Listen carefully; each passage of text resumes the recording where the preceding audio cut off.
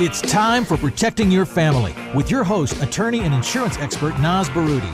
Naz Barouti is managing attorney at the Barouti Law Firm and has worked very hard to help families create, protect, and transfer their wealth. Naz brings an intelligent and strategic look at planning ahead for the day when you're not around to take care of your family. Take the first step this evening and find out what you can do to prepare for the future. The time is now, so let's get you started today. Welcome to Protecting Your Family on Talk Radio 790 KABC. I'm your host, attorney Naz Barouti, estate planning guru, joined by my beautiful co-host, Kerri Kasem. What's up, Kerri? What's happening, Naz? Not much. I have so much energy. You know why? Why? I've been juicing. Oh, that's so good for you. I've been having, instead of dinner, I've been juicing, and my breakfast has been juicing. I have so much energy, I can't even, and I'm full.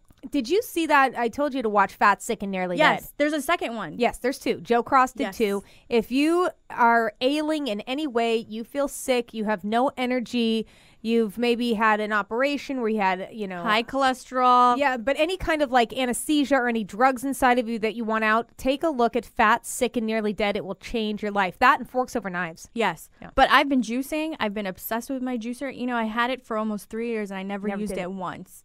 Now, do you have an actual juicer or do you have the one that's like the Vitamix kind of? I have like the heavy duty one that you see in like Whole Foods. But do you put the entire thing in it? It just has the juice, or does it put the pulp? I put the entire thing in. It takes the pulp out. Even though a lot of the fiber is in the pulp and stuff, but you can take that pulp and mix it into something, a shake maybe. You can. But you know what? The juicing is phenomenal. It's really good. I've seen such a difference. I wake up with a flat tummy. I have a lot of energy. Yep. I'm ready to go. Another thing I've been obsessed with, and you've been obsessed with Suits, the show, which is it's going to start back up. Okay, we have to talk. We need to set aside 3 minutes and talk about Suits. Okay? Okay. I want anybody listening who knows any of the cast members of Suits to get them on this show. First of all, it is a law show. Naz Barouti is an attorney. And I play one on the radio. No, I really love this show, and I'm so upset that it hasn't gotten the accolades that it so deserves. The fact that it hasn't won an Emmy or a Golden Globe, it's that good. It's fun, it's sexy, it's dramatic. It's well written. So I want to get, maybe even the writer or the producer on, but I went to acting school with the guy who plays Louis Litt, Rick Hoffman. And I remember Rick when he was, a server at Jerry's Deli. And we did some crazy stuff, and we had a blast. We had some fun. But I lost his number since years and years and years. I want to get him on this show. So if anybody knows Rick Hoffman, Louis Litt, tell him Kerri Kasem is looking for you. And making a radio play to get your butt on my show, or anybody, any one of the cast members. It's just cast so well. It's written so well. The acting is fabulous. I'm in love with this show. I have to tell you guys, Kerri calls me at least 5 times a week. She's like, okay. Like, she doesn't even say hello. I answer the phone. She's like, okay, that scene where he's... I'm like, okay. There's very few times a show's so good you rewind and watch an entire scene again. The scenes between Gabriel Macht, who's a Harvey Specter, and I hope I'm saying his name right, and Rick Hoffman, who plays Louis Litt, their scenes have so much fire, so much chemistry that my boyfriend and I will say, okay, we got to rewind that back again and watch that again. And we'll do it 2 or 3 times, just watching the acting and watching how their characters are so well evolved. It gives you goosebumps. It when you really watch it. does. It's a good show. But you know what else I've been obsessed with, and I told you about this. I'm really big on podcasts nowadays. Oh, I'm going to say it. 1, 2, 3. Serial. Oh my God. Okay. My friends kept telling me, listen to Serial. It's about this like kid who gets accused of murder 15 years ago. Listen. Okay. I listened to 1. Then it turned into 2, into 3, into 4, into 5. In one night, I listened to 9 episodes. I was up till 3 a.m. I could not sleep. Ira Glass does that show. There's 2 women that produce it, and I think Ira Glass got on board, and he does This American Life on NPR. And I met him when they were honoring my father at the Radio Hall of Fame Awards, and he was there, and he got up to speak about he's being honored for one of his shows. It could have been Serial, I don't know, but he gets up and talks about Serial. I'm like, this sounds super interesting. And I walk up to him and I said, I've been listening to you for a long time. I think HBO picked him up. I think it was HBO or Showtime that did This American Life. And I watched that. And I was so happy to meet him. And that was the first time I'd heard about Serial. That was a few months ago. You have to listen. You have to listen. And I've gotten so addicted to podcasts. Last night, I listened to a debate. There's a podcast that's just debates about different topics. And there was one about assisted suicide.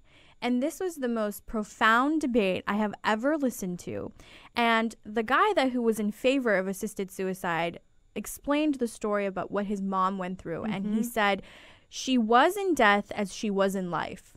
And I thought that was, I got chills when I heard that, because he was saying that she died with dignity and it was her choice. And she was suffering from ovarian cancer. And it made me think about assisted suicide. And the people that were opposed to it were doctors. They were saying that we should not just tell someone that you have nothing else to offer into this world. That's ridiculous. I'm sorry. Okay, now let me explain why I think that's ridiculous. And I know that there are two sides of the story, and it's always good to hear both sides and then make your decision. I've seen both sides of it. I've seen my dad, knowing he was dying, knowing there was nothing we could do to save his life, die, and it took him 15 days. Instead of not we don't know when somebody's out. And yes, he was on heavy medication. And yes, he looked peaceful and restful, but we don't know. We truly don't know what's going on, when we could have ended his suffering earlier. Right. You know, and I know that would have been a very hard decision for me, but now, 2020 is, hindsight. Hindsight is 2020. You look back and go, wow, if we could have ended his suffering sooner, that would have been the more humane thing to do. Right. And the people that are dying, that know they're going to die, that know that in hospice, once they go under, they're not, they aren't going to get any fluids. They're not going to get any food. And I know that's natural. When the body starts to die, the body doesn't want food. Like you try and give a dying animal food as they're dying. They don't want it. You're not thirsty and you're not hungry.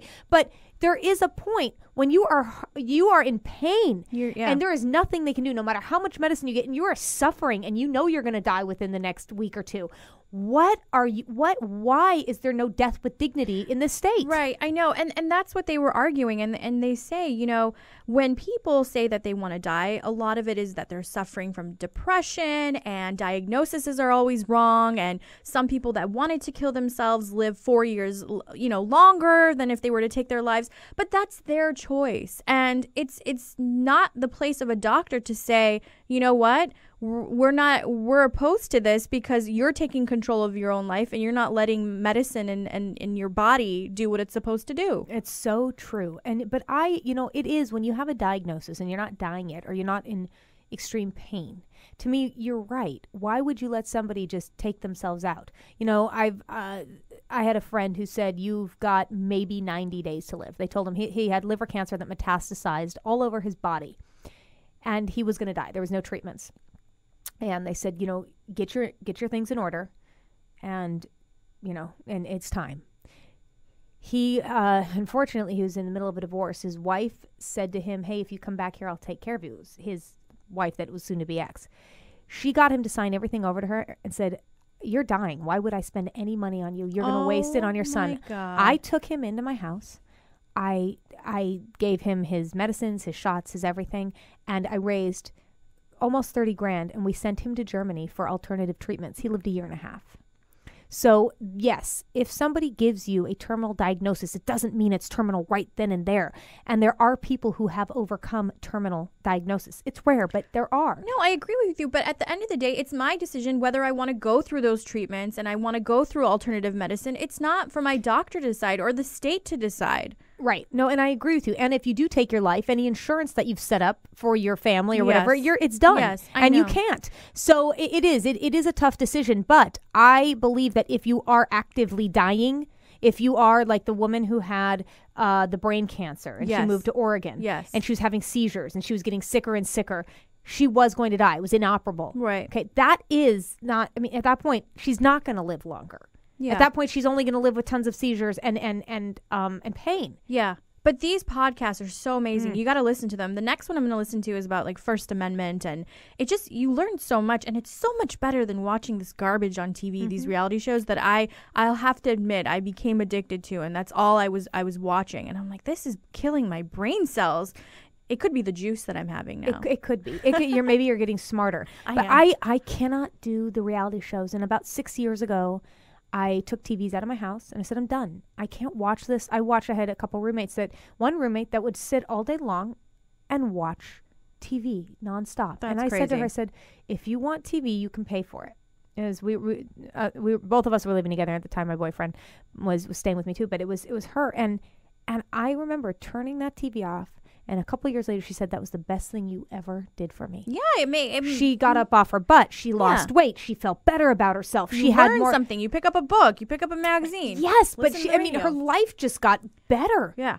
And now now that I have iTunes, I buy the television shows like Suits that should win every award, that has the best cast, the best writing. They should win everything. I'm just going to keep repeating it. But no.